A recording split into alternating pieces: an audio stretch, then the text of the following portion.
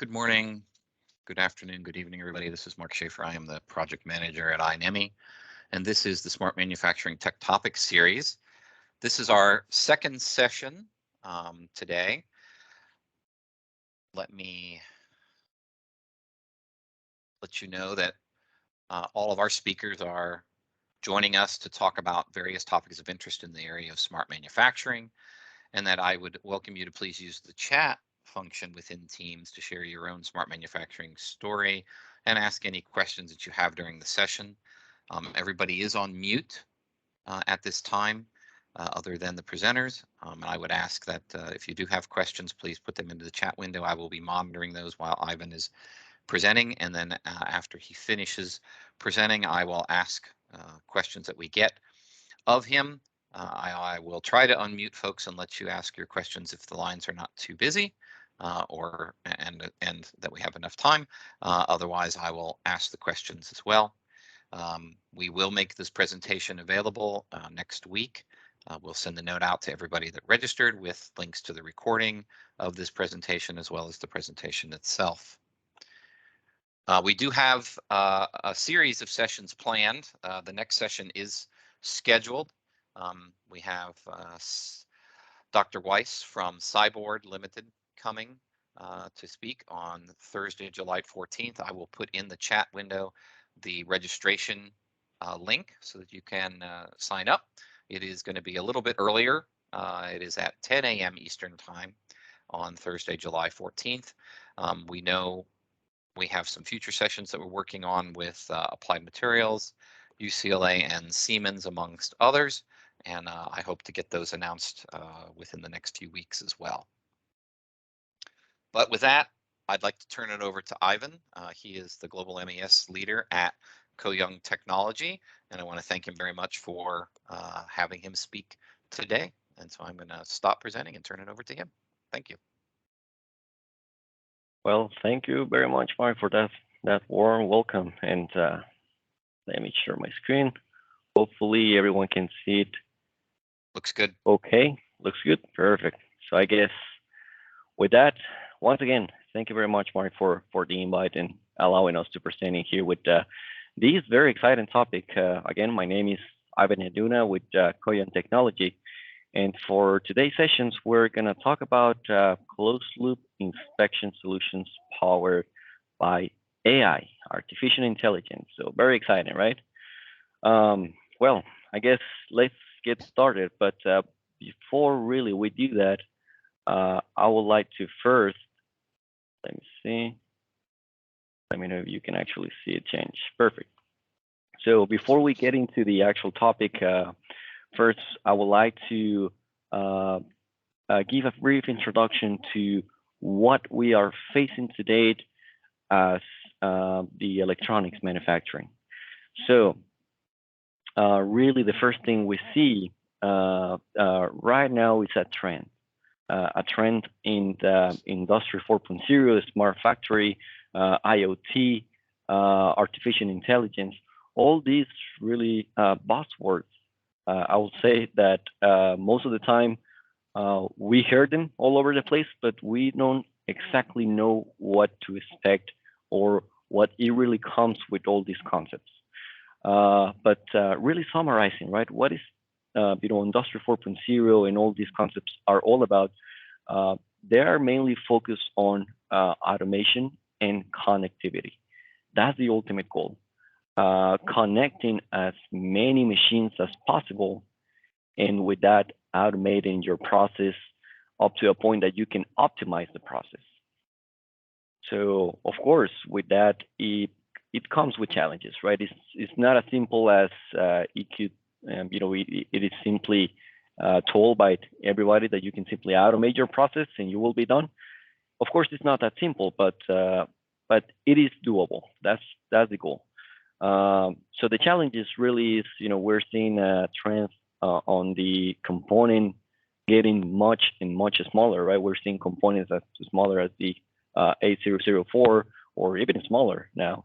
That it comes with a lot of complexity, not only for the inspection systems, right? As an inspection company, we know the complexity, the complexities of doing this or inspecting such as smaller components, but also on the process, right? On the printing process, on the mounting process, it gets more complex.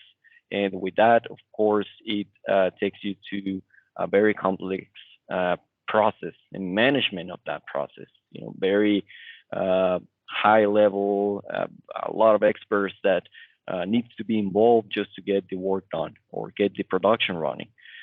So as we are seeing an increase in demand and a lot of increasing cost on all these very complex components and parts that are now placed on the PCBs, we also see a need of reducing the cost of doing business itself, right? Just to maximize revenue. So the way of reducing the cost, of course, there's many different ways. And what we're seeing this is we can reduce costs by introducing features that come from the Industry 4.0, smart factory, and all these concepts, right? That's the idea behind. So the other thing that we're seeing is that we are seeing an increasing demand of quality inspection or inspection systems. Maybe a couple of decades ago, right, nobody was talking about an SPI and AOI. They didn't even exist, right?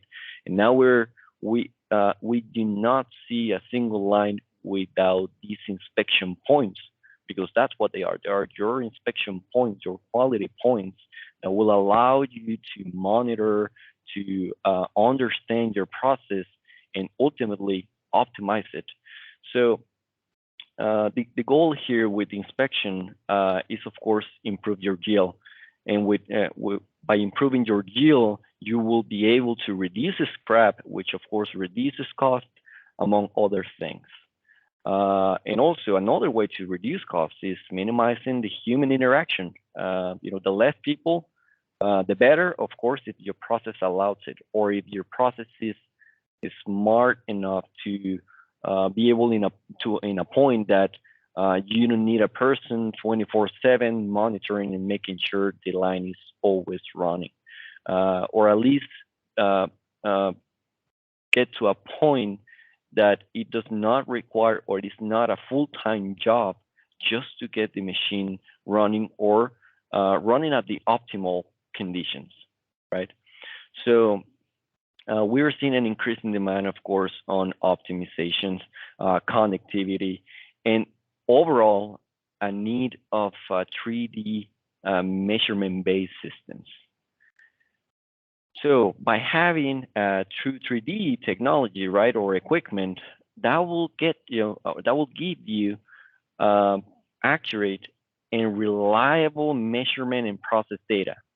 So once you get these, you can rely on the information that is obtained out of these systems or is collected out of these systems, then you can talk about, fitting this data into a system or a platform, an artificial intelligence platform, with the goal of automating your process, monitoring your process, or of course optimizing your process. That's the ultimate goal. Optimizing your process in a way that you can reduce the human interaction, you can reduce costs, you can optimize all your processes, and reducing the time that is spent on those machines, whether it's for just programming or optimizing, getting all the recipes and the key parameters of all these, the printing and the mounting, having a platform that will leverage on this data and basically transform it in actionable items, action items. So if we talk specifically in Koh Young terminology, we have a solution which is called KPO, which we're going to use moving forward as an example for these closed-loop solutions using a machine learning or artificial intelligence platform. So KPO stands for K-Smart Process Optimizer, and this module essentially was created just to help users analyze and optimize both printing and mounting processes in order to get the essential or the key parameters or the most used parameters that we know that affect and impact both of these processes in a negative way if they are not always under control. And that includes not only the hardware, but any environmental variables that could potentially be involved, and that this machine learning model can learn from it and adapt in a way that maybe a person, of course, could potentially do it, but not as rapid as a machine learning model could do, because it is going to be monitoring the line 24/7, right? And it's not going anywhere. It's going to be there all the time, making sure that those machines are running in optimal conditions. So really, what KPO is all about is just a set of tools divided by printer and the mounter, which are compatible, of course, with many different vendors. But the idea is that we have three specific modules for each of those, which is an advisor, a diagnosis, and an optimizer. So we have three different modules that's going to help optimize these two processes. That's the whole idea. So, but Ivan, how does that really work in a real environment? Well, if we take the example of the printing process, imagine you have your printer, which is going to run production for an extended period of time, and all that data that is going to be collected from the printer, from the SPI, that SPI machine will then fit that information into a machine learning algorithm, which is going to then determine what are the key or the optimal parameters for different things that are going to be monitored. An example, the squeegee speed, when the solder paste is swept on top of the board, the squeegee pressure, right? How much pressure is applied during the sweep, and at the very end, the separation of the board from the stencil once the solder paste is in place. So these parameters in here, as an example, can be monitored and then can be suggested to the printer or the user, just so that the corresponding actions can be taken, and make any necessary corrections and adjustment to make sure the printing process is always in optimal conditions. So let's talk about the printing process, right? The KPO in terms of printer. Before we do that, I would like to quickly do or simply mention the importance of the printing process. Recent studies have said that up to 70% of the defects, and this includes all the defects all the way to the very end, the very last stage of the production process, right? Up to 70% of the defects occur or may be caused due to solder paste issues.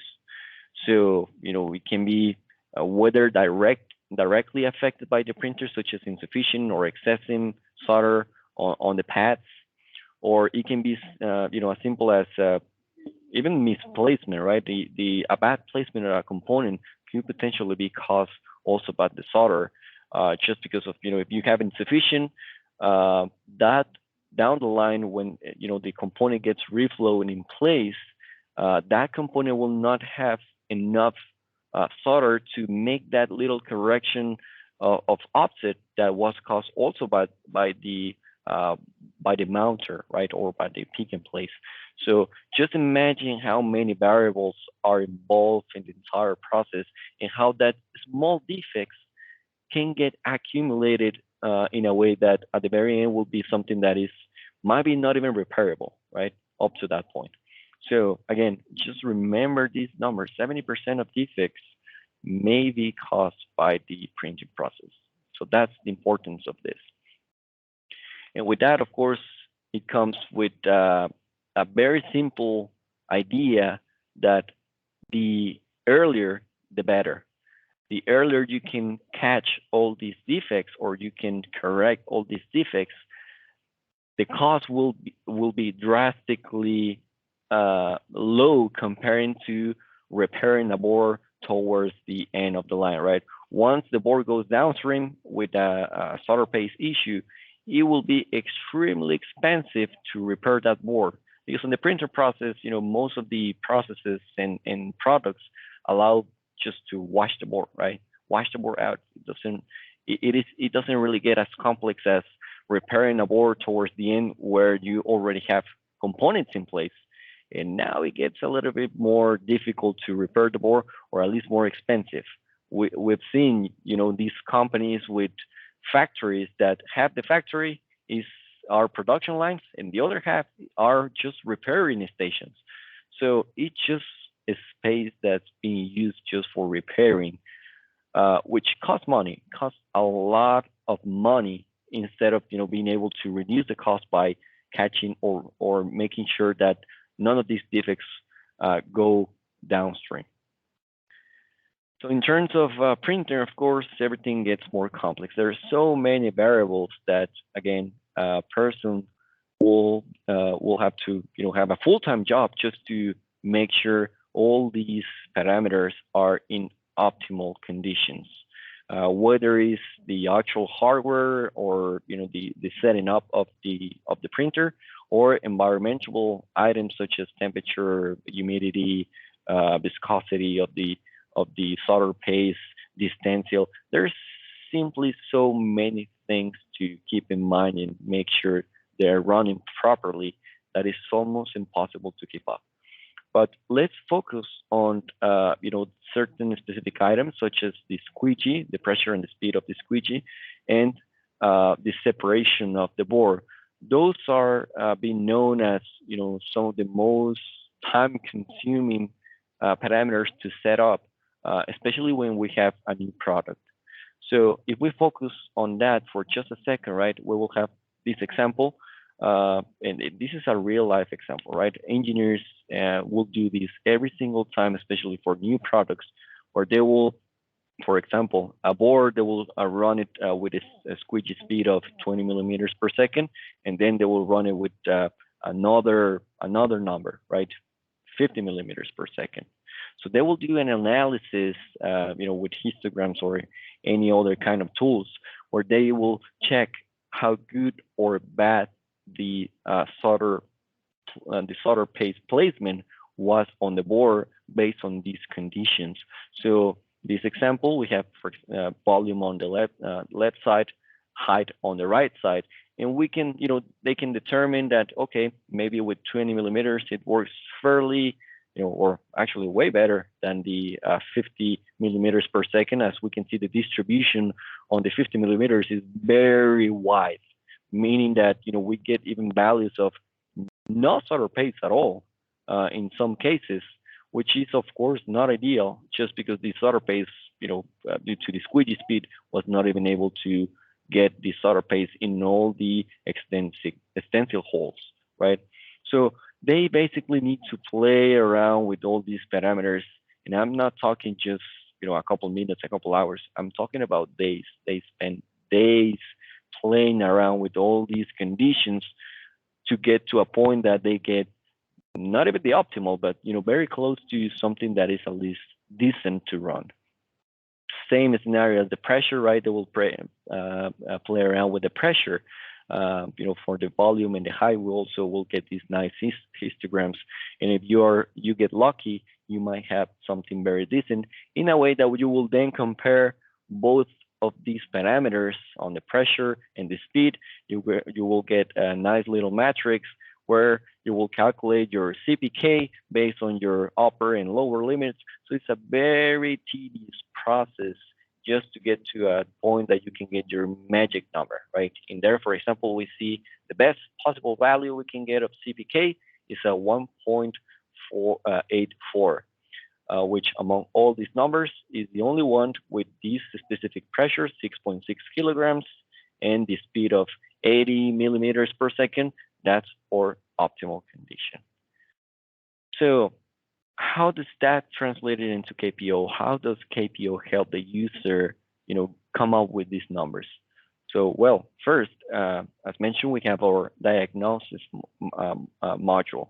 So, by using again these all these communication, machine-to-machine communication, we can create a set of tools that will allow the user, for example, to check the hardware health at first, making sure that at least the printer does not have any hardware issues, anything that will affect the getting the optimal parameters. Once you get into your second step, which is going to be your DOE or design of experiment, very commonly used for for when you want to get your parameters for new products or existing products. And in here, essentially, this module will run several boards, and all those parameters, such as the squeegee speed, the pressure, the separation, will then be fed back into the printer. So we will get a set of information that will be accumulated, right? Data accumulated that will then be processed through an artificial intelligence model that has been trained specifically for this task. And as simple as a press of a button, you will get your magic numbers, right?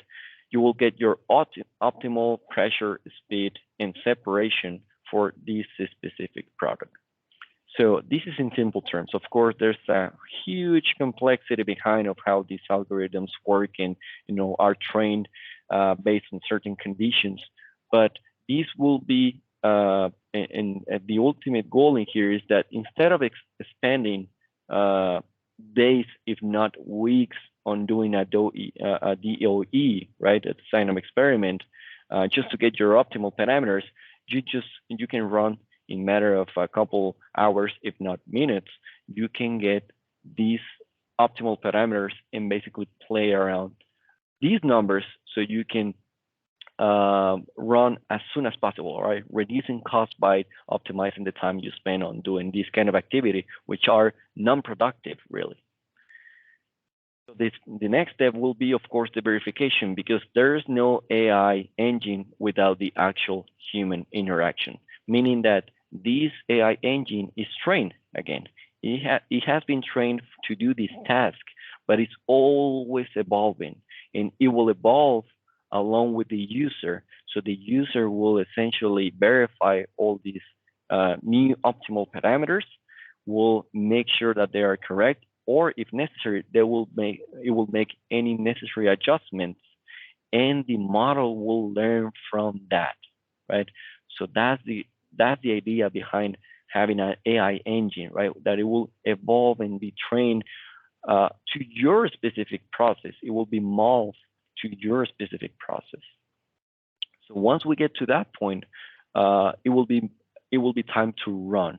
So once we start running production, we will have then the optimizer module will be monitoring real time of all these variables that are not only again hardware variables such as the speed, the squeegee, the separation, but also environmental changes such as temperature, humidity, viscosity that then will be monitored, then will be measured, and if necessary, it will do automatic adjustments real time without the need of human interaction. So just imagine that, right? Not having to press any buttons just to make any necessary corrections and avoid having these, emails that the production line is having a yield of 60, right? For whatever reason. So this is the goal. This is the goal, optimizing your process. But we can even take a step further and talk about, cleaning environments where you automate, or based on estimating when you could potentially need to clean your stencil based on the measures of the AI model that is monitoring constantly these factors. And again, we can even take even more one step further and optimize the correction, the X, Y, and rotation of the pads to make sure they're always centered. And finally, as a last step, we can even get to a point where you don't even have to wash the entire board, but you can even have a system that it can add or repair certain deposits, of course, that can potentially be repaired. In this case, for example, insufficiency that could potentially, the machine could put deposits of solder just to make any necessary corrections and reduce the time that is spent just, to get the board washed or clean or whatever is necessary just to continue production. So now let's talk about the mounting side, right? So on the mounter, on the other hand, we have the same model, the same modules, advisor, diagnosis, and optimizer, but of course applied to a different environment. In this case, the mounting process. So just imagine that you have a placement of a resistor or a capacitor that once it's placed, the system will essentially monitor the placement of these components, among other things, and will determine if any necessary corrections or offsets are necessary to get to a point that the placement is very, very centered to the ideal, right, the CAD design. So with the goal, of course, of improving first pass yield and avoiding, operators having to review and just having to pass every single board just because, they don't know what to do with that specific issue. So this is a real-time adjustment for the offset. But it is, of course, not as simple, right? There's many different pieces to the puzzle in terms of the mounting, because we have many different modules of pick and place. We have many different part numbers. We have many different nozzles. We have many different reels, heads. All the pieces that build the pick and place needs to be considered in order to determine what could be the root cause of the issue or make any necessary corrections. So at first we have the advisor, right? On the advisor, of course, we can determine, again, based on the AI engine, we can determine with the information that is collected directly from the pick and place, straight from the pick and place, we get serial numbers of the reels, the nozzles. Every single piece is contemplated in order to accurately determine what's the distribution of this offset. So let's say if we have an offset of 200 microns, so each individual piece, how is contributing to these 200 microns, and based upon that, have your the greatest contender of who is contributing the most to these 200 microns, which can be the head, the nozzle, the reel, or even the specific part numbers that are causing issues.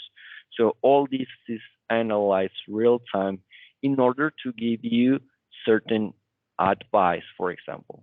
So in the diagnosis module, we can get recommendations as far as, what, Ivan, we are detecting a very drastic offset on very specific nozzle that you might want to check, or might need to be replaced, or might need to be adjusted, or any fatal error that could potentially occur on the mounter, that it gets feedback back to the AOI. This case can be post reflow, pre-reflow, but it is mainly a pre-reflow application.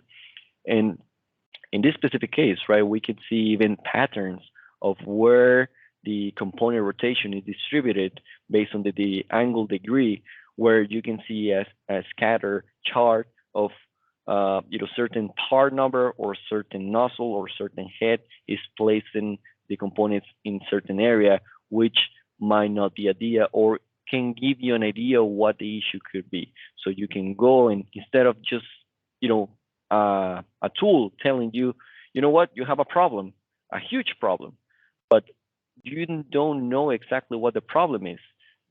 Usually in the industry, what will happen is once you identify that you have a problem, you will go down the line and dig into the entire machine and take the machine apart just to try to identify what the issue might be. And maybe if you get lucky after a couple hours, that span of downtime, you might be able to identify the root cause.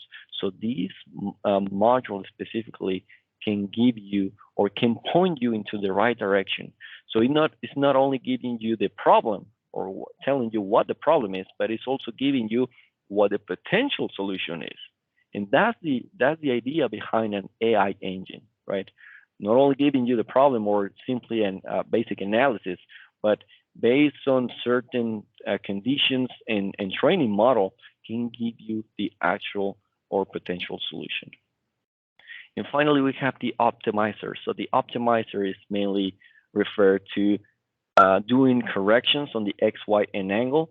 And again, this is mainly a pre-reflow application where it can fit back the mounter just to do any necessary correction and of course improve the yield by reducing costs as well.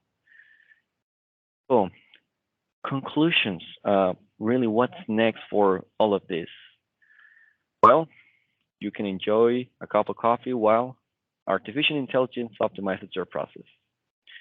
Just kidding, but really the AI engine, the concept of AI engines that will help your users optimize your process up to a point that for, again, a person will take at least a couple days, if not weeks, just to get to a point that, the AI engine will take just a matter of a few minutes, right? So it's to help reduce time, cost, and maximize the output of every single production line. That's the ultimate goal with AI. And of course, closed loop solutions, I think, is one of the best applications that can be applied to AI. But really, what's next? What we see as the next step for these kind of tools? We believe that it will probably standardize in the way we communicate between these systems, right? As of now, all these applications are implemented in a very limited fashion, where only center vendors or due to competition might not be available for every single person or every single EMS company out there. But the idea behind this is that ultimately we want to connect all these systems, right? All these inspection systems with these AI engines, with all the machines on the shop floor, and ultimately connect even to, we can take it a step further and connect it to this case MES system, but really can be any system on the factory that monitors and ensures and can create any kind of tools using certain communication. This example, for example, is CFX, right? So this is standard CFX is also coming along with a variety of tools, and really, again, it's just an example. It can be anything. But the next step, of course, is making sure that these tools, closed loop AI, become mainstream in a way that every single company and factory can leverage on these kind of tools. That, I would just like to thank you for your time, and if you have any questions, now will be the time. Thank you. Thanks, Ivan. I appreciate it. That was great. And on time. God bless. Well yeah. Pretty much on time. I'm happy about that. I was worried, no, but I was all good. Yeah, sorry about the we were delayed a little bit. So at this point, I would ask if anybody does have a question or comment for Ivan, use the raised hand function and I will unmute you. Grace, I don't know if you have any, if you would like to say a few words as well, please chime in if you do. Hi, yes, thanks, Ivan. I very much appreciate the presentation, and I think the real life applications of where this can be useful. Where AI can be applied, and I think that's very relevant for the audience that we have today and throughout the iNEMI membership. So thank you for that, and thank you. It is my pleasure. Yep, thank you, Grace. So one thing, and I mean, I think you said it, but I just want to make sure that I'm clear. This solution that you're talking about, it can be on anybody's manufactured equipment or those kind of things, or is it specific to certain ages and other things? What are there limitations, I guess, around this solution you're talking about? Right. So of course there's limitations as you mentioned, right? And one of those that's why one of the last slides that I share that's what it's really all about, is that currently of course it's limited to certain partners and certain vendors that we have collaborated very closely just to be able to create these tools. So, so far there's just a bunch of vendors that are compatible with these kind of solutions, which allow us to essentially connect right to those equipment and those do these kind of corrections that some people are willing to collaborate, some people may not, just because of the complexity, right? Because it may become very complex while collaborating and creating the tools. So of course, the ultimate goal is to be able to make it in a way that every single factory and company, EMS company, can access these kind of functions and features that otherwise might only be available for certain people. That's of course the ultimate goal. And with that, I guess it's just a matter of standardizing the way we do it, as we have done it for many other different things, right? In the past. I'm me as an expert on the MES side. In the past, there were just a few standards really, but everyone was doing their own thing, right? But that of course that mindset has been changing as we are moving towards the Industry 4.0, and I think it will be the same, right? It will be the same for these kind of tools. Just matter of time really to become something that is accessible for everybody. And that leads me to, and you've touched on it, is how what can we, I guess, as a consortium and that's trying to bring the smart manufacturing industry together to solve some of these problems, what do we need to do so that more people could use this? Is it really trying to find this standardized communication protocols like the IPC CFX that you mentioned, or is Yeah, how really, how can we bridge that? that will be that will be the first step, right? I think organizations such as IPC, iNEMI, and plenty other, right? At the very end, that's the ultimate goal, right? To make sure that the industry comes together and come up with new solutions and standards that will allow everyone to access this information, to use these tools.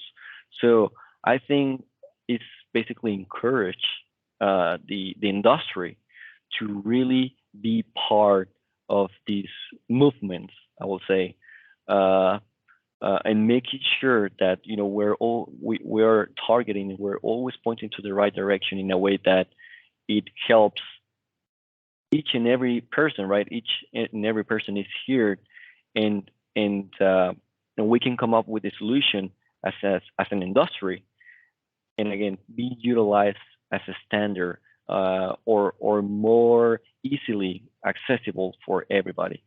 So again, it's just I think making sure that we come up with these organizations with these movements, and people come together in order to create these tools.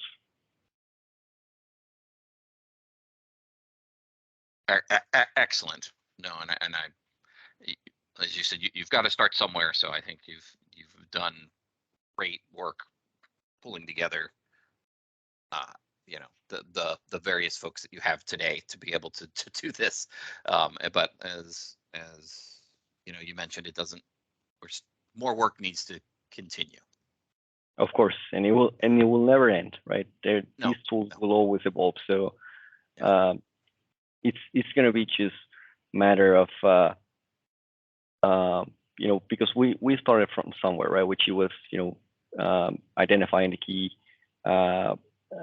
persons to be able to come up with these solutions and demonstrate that it is possible, right? That we can create these tools and that it can improve the environment overall, and that they they don't have to be afraid of embracing all these tools, right? Because I think sometimes, again, especially AI is used as a buzzword of, when they talk about AI, they all talk about Skynet or something like that, right?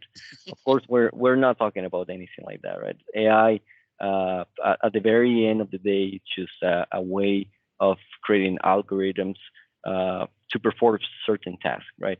Of course, it has its own, let's say, mind, or it will seem like it, right? Just because the way it behaves. But at the very end, there are simply tools, as we have done in the past, right? Such as the creation of internet or any other example that you can use. It's just a new tool set that will allow you and help you improve your process and your environment overall.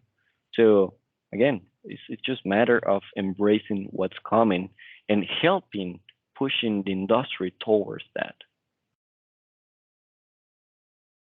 Okay. Are there other? I feel like I'm monopolizing this. I need other people to talk. Are there other comments, questions from anybody? Please use the raised hand function or the chat window, and I will.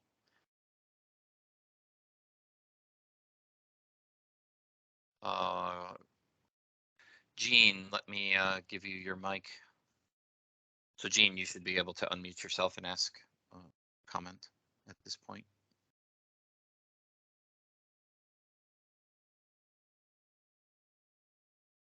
You'll need to unmute yourself. You should have access to your mic now, though.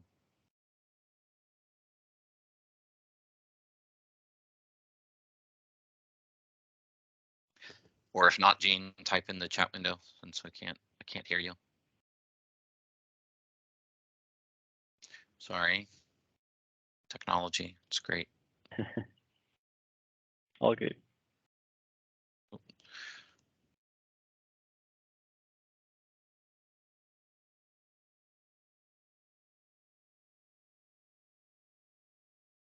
All right. Yeah. Use the chat if you can, Gene, and I'll ask your question for you. Let's see. Give him a second. Right.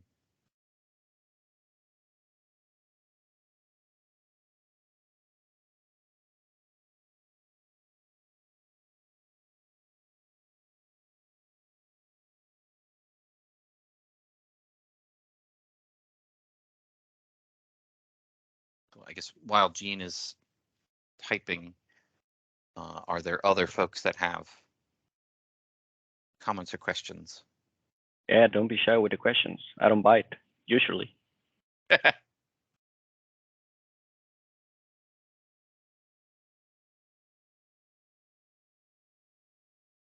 Now is the time.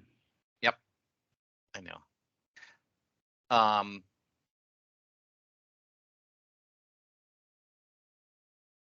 Okay, so I'm still learning about smart manufacturing and AI, but I have the question is how are you training your AI, if that makes sense? So you showed a lot of statistics and CPK and that kind of stuff, and I understand that is it. But I mean, it's doing measurement to make its choices, or do you have a database that it's trying to compare all these defects to identify things, or how is that functioning? Right. So most of the time, all these AI models are, let's say, pre-trained, but in general terms, are constantly simply learning from the actual production, right? Of course, there are certain elements of the algorithm that are introduced as part of what to expect or what the AI model should expect from what's it's measuring. But definitely, I think you touch a very important point, which is the measurements. We must make sure that we have a very accurate and reliable measurement-based data, and not necessarily compare it with a data set, but basically the actual measurement that is being obtained real time from the inspection. So that information will be, of course, obtained from the inspection, and then will be introduced to the AI engine, and it will do, perform a certain kind of calculations and algorithms that will then basically will output some magic numbers, right? If you will, that will be then fit back into whether it's the printer or the mounter, just to do any necessary corrections or any sort of advice to the user. So it's basically just constantly learning from the measurements that it does during the inspection.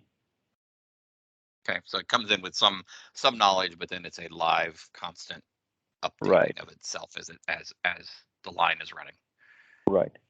Okay, so Gene did type in his question, and so he says, on large PCBs, sometimes there is shrink or stretch of the PCB where the stencil no longer lines up with the PCB pads.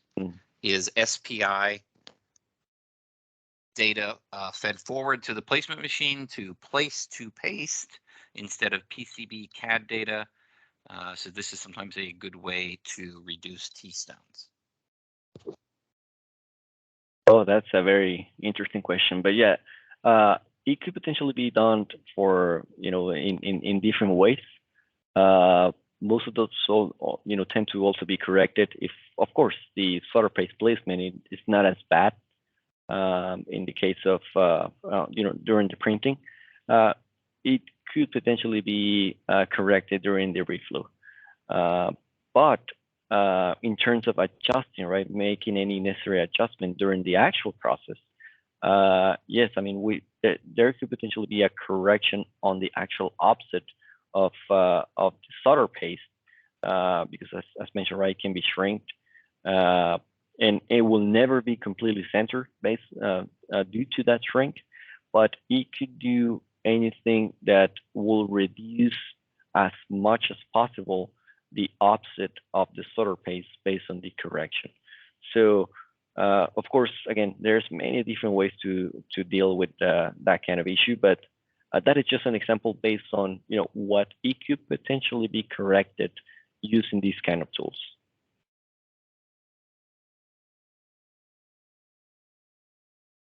Okay, great. So Gene, is that hopefully that addresses some of your question? And are there other? We have time probably for one more question or comment. Is there anything else on folks' mind? And just to make it a little bit clearer, right? And this is actually an example of the shrink case where you will see. Maybe I'll point with the laser, where you will see the solder paste actually does not completely align. You will see the actual, well, this case is actually separated, but it could drastically reduce or as much as possible how it's going to be aligned to the solder paste. So in terms of both pads, right, that are not necessarily centered, at least it will reduce it as much as possible. Okay. All right. Well, I'm not seeing any other questions, so I think, Ivan, I will thank you very much for your time today. Thank everybody here in the audience for your time and attention today as well. And let you know that probably next week we'll send out a note to all of you that the recording and the presentation is available. And if you do have any other questions, please feel free to reach out to Ivan. He has some different ways to follow what's going on at Koh Young. And you can also email me, marques@inemi.org, if you have questions or need some information on this series. And really do appreciate your time today, Ivan, and everybody else's as well. So thanks so much, and have a good day or a good evening, depending on where you are in the world. Right. Thank you, Mark, and thanks to the audience as well. Awesome. Everybody take care. Have a great day.